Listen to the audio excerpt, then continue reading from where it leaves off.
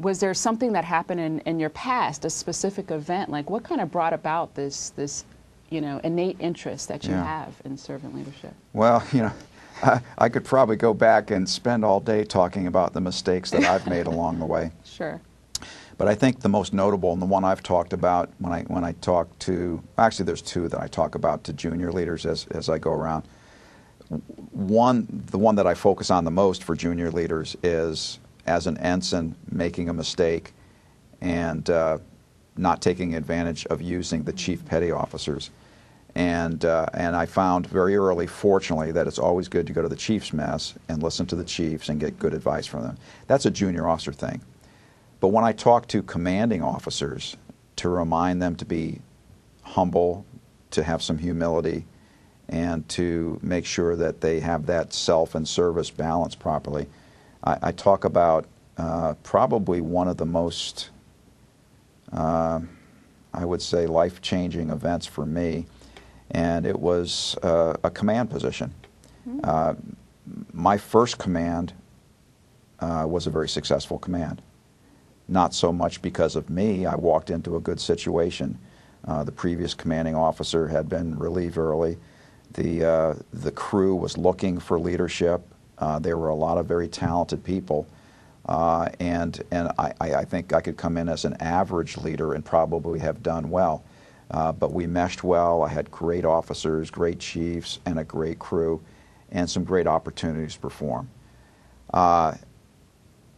What happened was, though, is I didn't learn the lessons of why that ship was successful.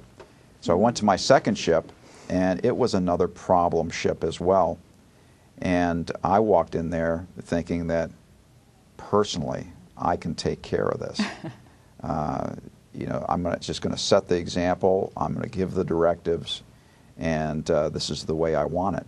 And I thought that they would respond immediately. I thought personal power would carry the day.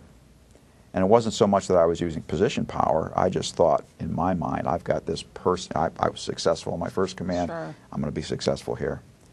And I would say I was a failure in the first year. Fortunately, it was a 3-year tour, so I had a chance to recover.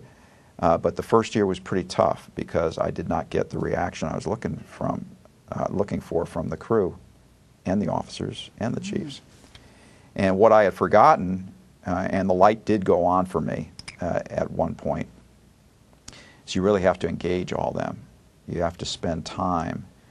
Change doesn't have to happen overnight. It can be gradual.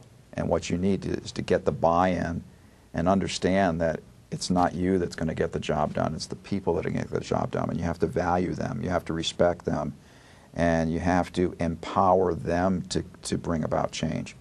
So it wasn't until I got back and started talking to my wardroom and spending some time with them, and then going into the chief's mess and getting them on board. And when you get the officers and the chiefs together, then you go out and you can talk to the crew, and you get them buying into your philosophy, into your goals, your objectives, and getting the job done. And that's the essence of leadership, is getting the job done through other people. So what I learned from that is, hey, it's not about me. It's about the people that I serve, the people that work with me, and I've tried to be true to that throughout the remainder of my career, because, as I said, that was a big inflection point for me in terms of my leadership and my career.